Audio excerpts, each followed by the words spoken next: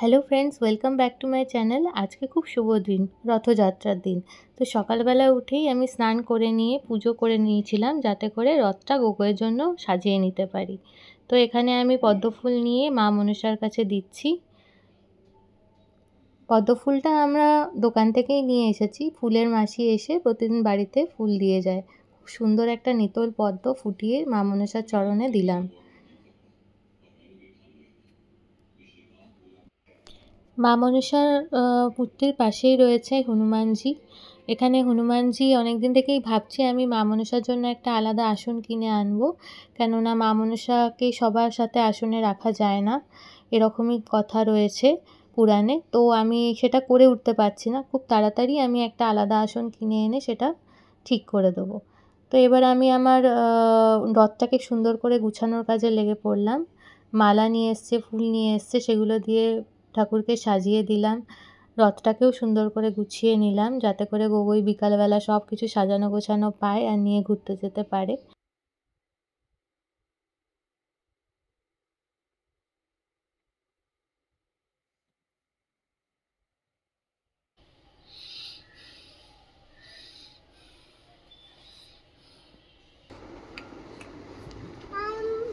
একটু না না না, একটু তাকিয়ে হেসে দাও, একটু তাকিয়ে হেসে দাও, একটু তাকিয়ে হেসে দাও, দেখতে দেখুন।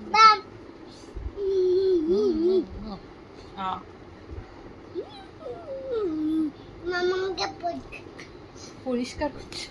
তারপর গোগোয়ের সাথে একটু খুনসুটি করে নিয়ে গোগোইকে দুপুরবেলা ভাত টাত খাইয়ে দিয়ে ঘুম পাড়িয়ে দিলাম। দেখো, তোমরাই দেখে নাও যে একটা বাচ্চা কত দুষ্টু হতে পারে। গোগোই যখন ঘুমাচ্ছে তখন বিকাল থাকতে থাকতেই আমি একটু সন্ধ্যা পুজো দিয়ে নিলাম তাড়াতাড়ি করে, যাতে করে ও ওঠার পর সব কাজ কমপ্লিট হয়ে থাকে।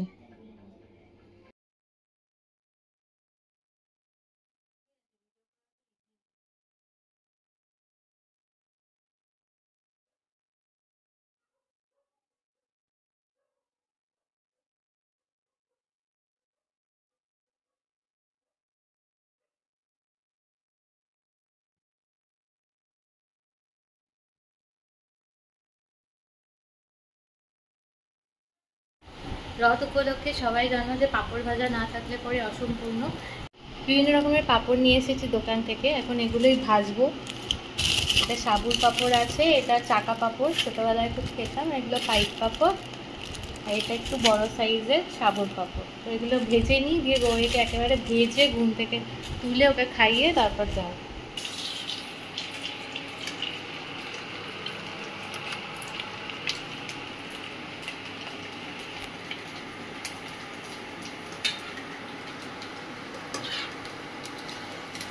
তেলটা ভালো করে গরম হয়ে বিকেলবেলাতে আর একটুখানি সন্ধ্যা পুজো দিয়ে নিয়ে রথ টানতে নিয়ে বেরোবো গোগোইকে।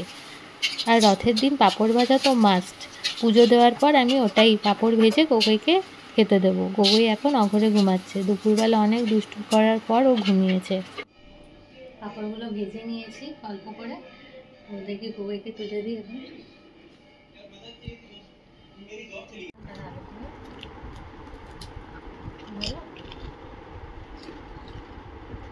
ভালো খাই।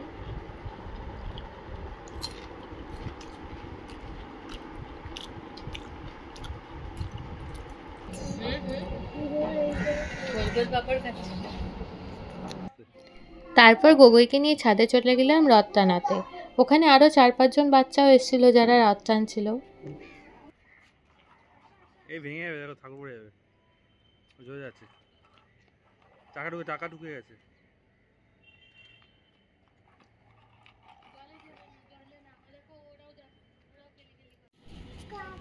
কাক, কাক না রে, বাদুর। এগুলো এগুলো বাদুর।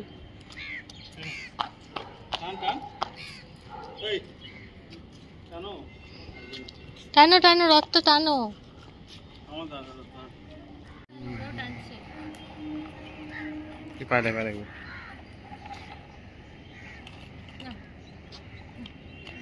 ও ধরেছে, ধরে কটার সাথে হাই ফাই করে দাও, হাই ফাই।